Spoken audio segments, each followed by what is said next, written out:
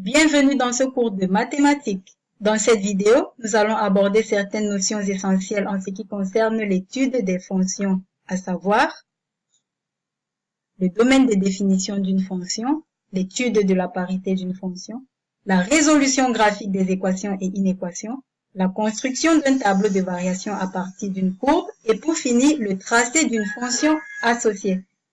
Sans plus tarder, commençons par le domaine de définition. Le domaine de définition d'une fonction correspond à l'intervalle ou la réunion d'intervalles dans lequel la fonction existe. Pour déterminer le domaine de définition d'une fonction, il suffit de rechercher les points extrêmes de la courbe, ensuite de projeter ces points sur l'axe des abscisses, puis lire l'intervalle ou la réunion d'intervalles. En guise d'exemple, la courbe que vous voyez là est celle d'une fonction définie sur le domaine D. Quel est son domaine de définition? On commence par rechercher les points extrêmes. Là, nous avons un point extrême. On projette sur l'axe des abscisses. Là encore, nous avons un point extrême. On projette sur l'axe des abscisses. Ensuite, il suffit de lire l'intervalle là, ce qui nous donne D égale à moins 3, 3. Pour la parité d'une fonction, il suffit de dire pour la parité d'une fonction si la fonction est paire, impaire ou non. Une fonction est dite paire si pour tout x que vous allez prendre dans le domaine de la fonction, tel que moins x appartiennent au domaine en question, on est f de moins x égale à f de x. Graphiquement, cela signifie que la courbe CF est symétrique par rapport à l'axe des ordonnées, c'est-à-dire l'axe OJ. En ce qui concerne les fonctions impaires, une fonction est impaire si pour tout x, quel que soit le x que vous allez prendre dans le domaine d'étude de définition de votre fonction, tel que moins x appartiennent au domaine, on est f de moins x est égal à moins f de x. Graphiquement, cela signifie que la courbe CF est symétrique par rapport à l'origine du repère, c'est-à-dire le point de coordonnées 0, 0. En guise d'exemple, étudier la fonction f dont la courbe est la suivante, c'est-à-dire en termes de parité. Tout d'abord, on remarque que f de moins 1 égale à moins 2 et f de 1 égale à moins 2. C'est-à-dire f de moins 1 égale à f de 1, ainsi de suite f de moins 2 égale à 1, f de 2 égale à 2, d'où f de moins 2 égale à f2. Si on continue, on a f de moins 3 égale à 6, f de 3 égale à 6, d'où f de moins 3 égale à f de 3. Vous pouvez voir cela sur la courbe, f de moins 1, on projette là, c'est le symétrique par rapport à cet axe. Pareil pour f de moins 2, ainsi de suite pour les autres. Qu'est-ce qu'on remarque? Eh bien, on remarque que ces droites que vous voyez là, ces segments si vous voulez, elles sont symétriques par rapport à l'axe des ordonnées. De ce qui précède, nous pouvons donc dire que la fonction f est une fonction paire. Un autre exemple pour l'étude de la parité, soit à étudier la parité de la fonction suivante f de x égale à x au cube au moins 3x. Le domaine de définition est moins l'infini plus l'infini, étant donné qu'on a affaire à une fonction polynôme. Pour tout x qu'on va prendre dans le domaine de définition tel que moins x appartiennent également à ce domaine, calculons f de moins x. On a f de moins x qui est égal à moins, on remplace x par moins x, on a donc, en remplaçant dans la fonction, moins x au cube moins 3 facteur de moins x.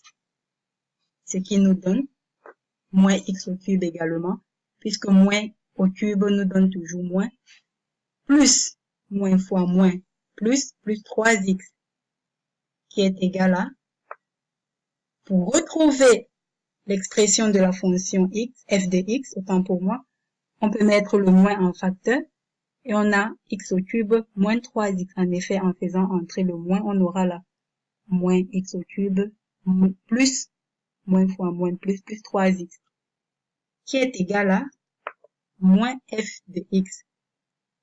On peut donc dire que f de moins x égale à moins f de x et par conséquent f est une fonction impaire.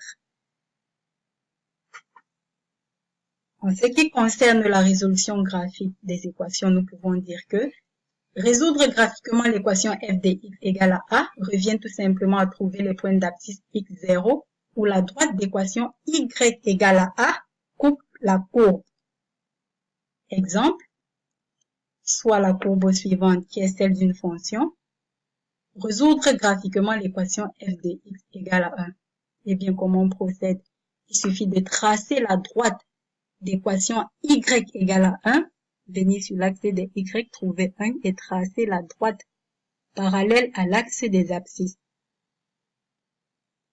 Ensuite, rechercher les points de rencontre de la courbe avec la droite qu'on a tracée, puis projeter ces points, comme vous voyez là, sur l'axe des abscisses. Nous pouvons donc lire les résultats sur l'axe des abscisses. L'on a moins 2 et 2. Donc la droite d'équation f de x égale à 1 a pour solution s égale à moins 2, 2. Pour mieux comprendre la notion des inéquations associées à une courbe, exerçons-nous sur la figure suivante.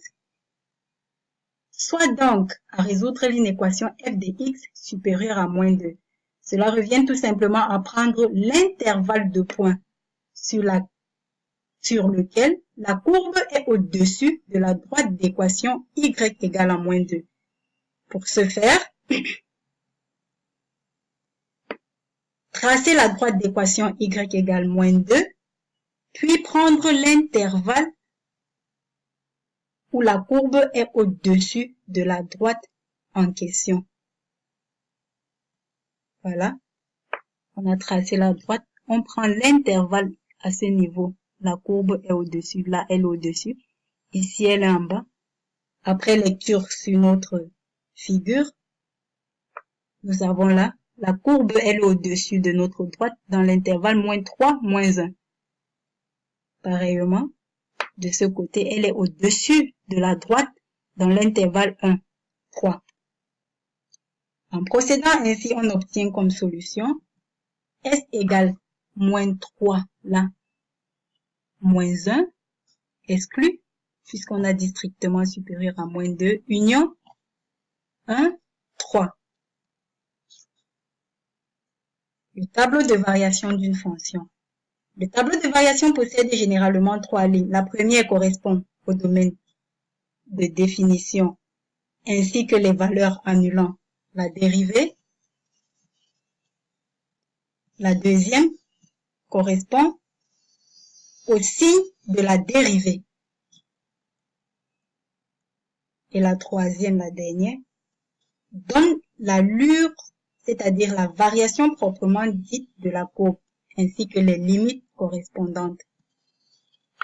Là, nous avons le signe de la dérivée qui est négatif, là positif, négatif, c'est-à-dire la courbe est décroît, positif, c'est-à-dire la courbe est croît. Et ça, c'est la valeur qui annule la dérivée, qui correspond à un minimum, un extrémum.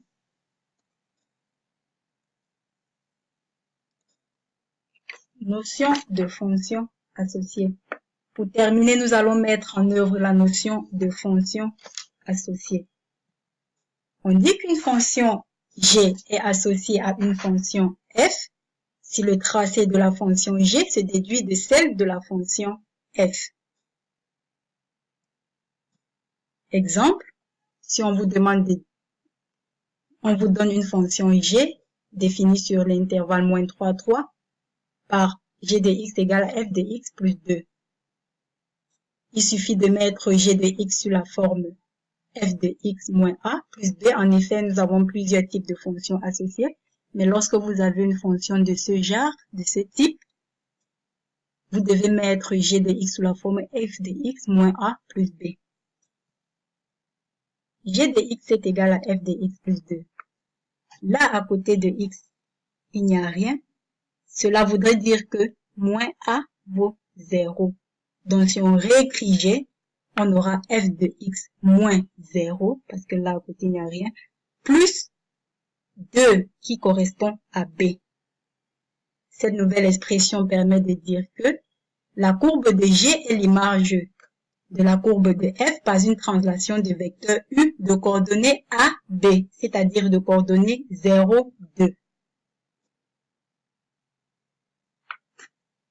On trace le vecteur en question, le vecteur de coordonnées 0, 2. Ce vecteur de coordonnées 0, 2 correspond en fait à un nouveau repère.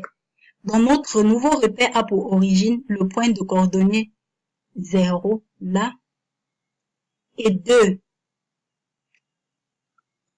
Pour tracer donc la fonction associée, on se positionne dans le nouveau repère, c'est-à-dire vous tracez votre nouveau repère là. Vous pouvez le renuméroter hein, si vous voulez pour mieux comprendre, c'est-à-dire là vous mettez 0, là 1, 2, là 0, moins 1, moins 2, moins 3, ainsi de suite. Si là c'est 0, là ce sera maintenant plutôt 1, 2, 3, 4, ainsi de suite. Comme vous voyez là sur la figure, ça c'est le nouveau repère. Après, vous avez donc le tracé de la fonction associée. Maintenant, c'est à vous. Comme exercice, on vous donne la courbe que vous voyez là à l'écran. Et vous êtes demandé de répondre aux questions suivantes. 1. Vous déterminez l'ensemble des définitions de la fonction. 2. L'image par f des nombres 0, moins 3, 2, 3. 3. Résoudre graphiquement l'équation f' de x égale à 0. En 4. Vous devez résoudre graphiquement les équations f de x égale à 2 et f de x égale à x plus 1. 5. Résoudre graphiquement l'inéquation f de x supérieure à moins 1. Et en sixième question, vous devez dresser le tableau de variation de la fonction f. Soit donc une fonction g définie par g de x est égale à f de x plus 2 plus 1. Et vous êtes demandé de construire la courbe de la fonction G.